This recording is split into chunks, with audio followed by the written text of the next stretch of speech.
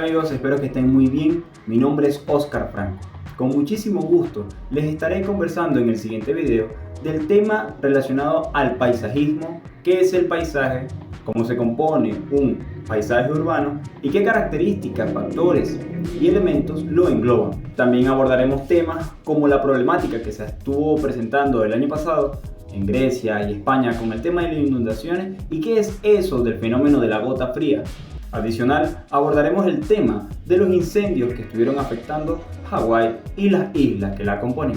El paisaje es el espacio observable que presenta características que lo definen por su comportamiento, ritmo, secuencia, direcciones, funciones que se desarrollan en este, volúmenes, topografías y más.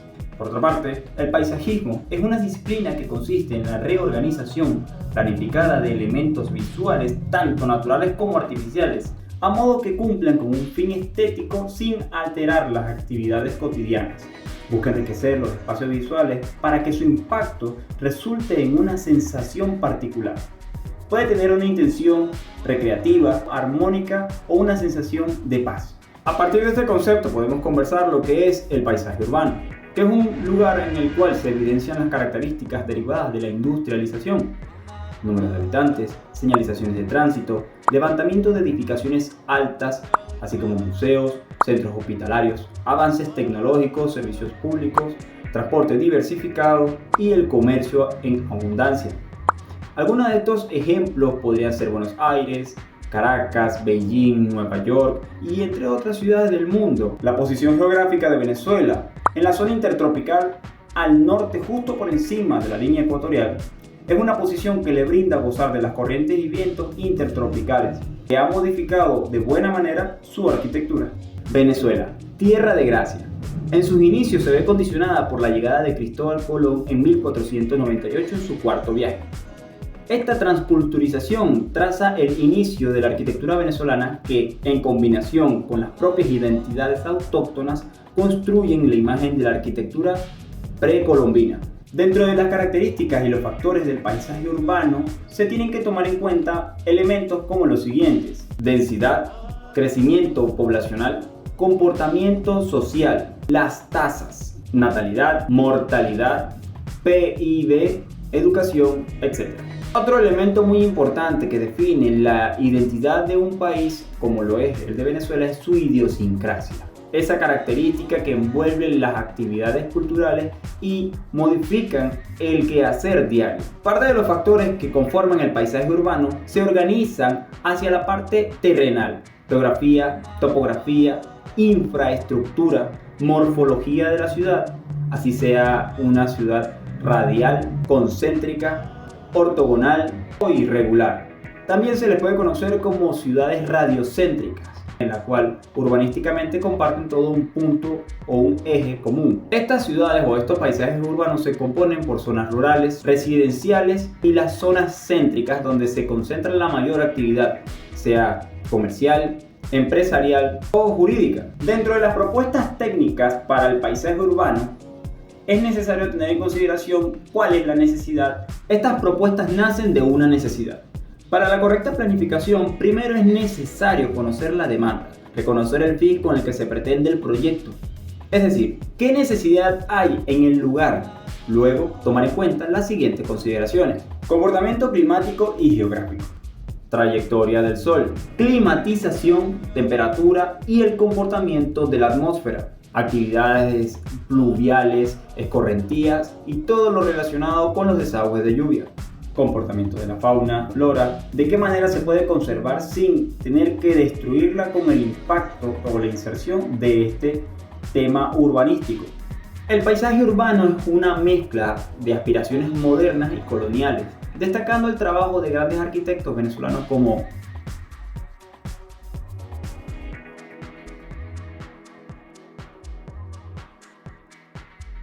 quienes, por supuesto, han contribuido con el aspecto y la fachada de estas grandes edificaciones. Las regiones venezolanas están muy bien definidas, así como los llanos, Andes, el Amazonas, donde la mezcla de la cultura autóctona y las adaptaciones por transculturización se evidencian en las fachadas principales de las calles más importantes del país.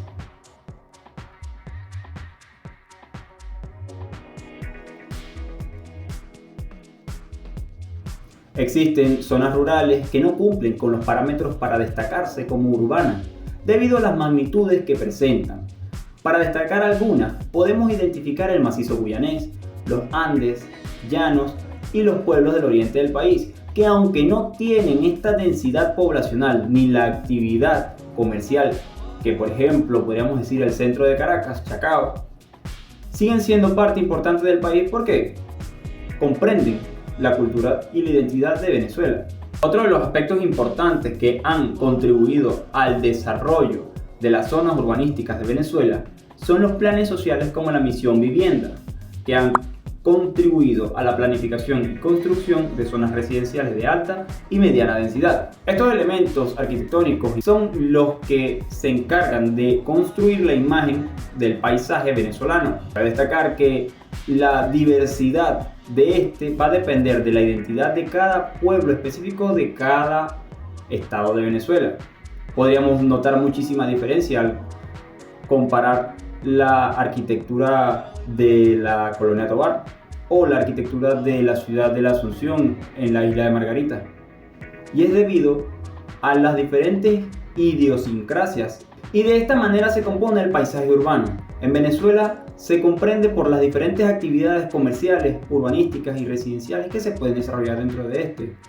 Una sugerencia técnica de lo que es la planificación urbana podría empezar por decir que es necesario una zona residencial que albergue la parte de descanso de los habitantes, una parte comercial que modifique la actividad y la tendencia común de estos residentes, y por supuesto una zona industrial un poco alejada de la parte residencial y la comercial debido a temas de contaminación y ruido que se encarguen de la productividad de esta región.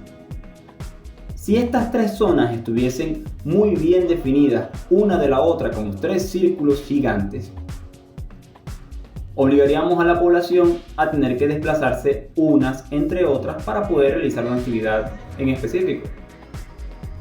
Una sugerencia técnica bastante práctica, aparte de las consideraciones geológicas que son imperiosas en el momento de la planificación, es que en vez de zonificar un territorio muy específicamente para que este sea residencial, este comercial y este industrializado, funciona más cómodamente cuando todo el englobado es un mosaico de estas zonas. Dentro de los grandes acontecimientos que pasan en el mundo, podemos destacar cómo afectaron las inundaciones por lluvia a los países como España y Grecia. Para poder explicar este tipo de inundaciones, es necesario tomar en cuenta la definición de DACA. Las depresiones aisladas en niveles altos es un evento que se registra en la región mediterránea y se desarrolla por la diferencia de presión a niveles altos en la atmósfera. Esto favorece la formación de nubes cargadas de agua y con ello lluvias intensas y tormentas, incluso inundaciones. En España se describe coloquialmente como gota fría. Es una caída repentina de la temperatura a lo largo de la costa este, provocada por la llegada del aire polar muy frío. Este choque de masas de aire frío en altura con aire caliente de la superficie da lugar a chubascos y tormentas. Fenómeno atmosférico que tuvo lugar en el mar Jónico, afectando a países como Bulgaria, Turquía, las islas griegas y por supuesto España. La Dana Daniel provocó fuertes inundaciones en zonas de España y la misma Grecia. Dentro de estas características de afección tenemos que considerar que la creciente ocupación de zonas inundables por viviendas, infraestructura y todo tipo de equipamiento expone a los habitantes en el litoral mediterráneo, Pirineos, Divisoria de Guadiana, Tajo Toledo Sur y al oeste de la Comunidad de Madrid. Para el 3 y 4 de septiembre del 2023, afectando las redes férreas como la de alta velocidad entre Madrid y Toledo, Andalucía, también Madrid y Ciudad Real, Madrid-Cáceres. En la aldea del Fresno fue necesario acudir con el suministro de agua potable debido a estas afecciones. Tanto fue la afección en Toledo que solicitó declararse zona catastrófica debido a los daños cuantiosos. En Grecia, por otra parte, en la ciudad de Magnesia, en el centro del país, hubo lluvias torrenciales inundando viviendas, negocios, calles, carreteras. Esta tormenta, o Dana Daniel, estuvo dañando bastante a estos países. En la otra parte del planeta, específicamente en Hawái y sus 6 islas, cuya capital Oahu sufrió fuertes incendios el pasado 8 de agosto del 2023. Desde el año 2008, cifras indican que la humedad estuvo peligrosamente baja. Eso, sumado a las fuertes corrientes de viento y las altas temperaturas, fueron los ingredientes para ocasionar este desastre.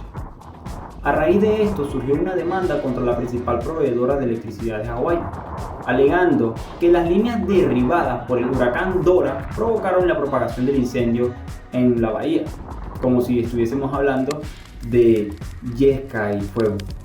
Aún así, el calentamiento global, el uso de combustibles fósiles, el efecto invernadero, combinado con la creciente temperatura debido al cambio climático y los fuertes vientos, son los causantes de esta gran catástrofe.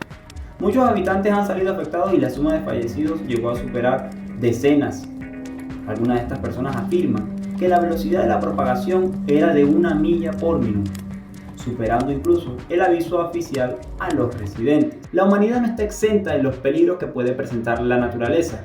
Aún así, podemos tomar una posición de conciencia en la que, en vez de combatir contra la estructura de la madre naturaleza, pudiéramos más bien adaptarnos y organizarnos a favor de ella. Las consecuencias del cambio climático son evidentes. El comportamiento climático es algo que la humanidad no puede controlar. Sin embargo, somos bastante responsables como especie de la contaminación que está modificando el clima actual. Pasar por un momento de conciencia y de reflexión podría ayudarnos a ahondar un poco más en los beneficios que nos traiga a largo plazo.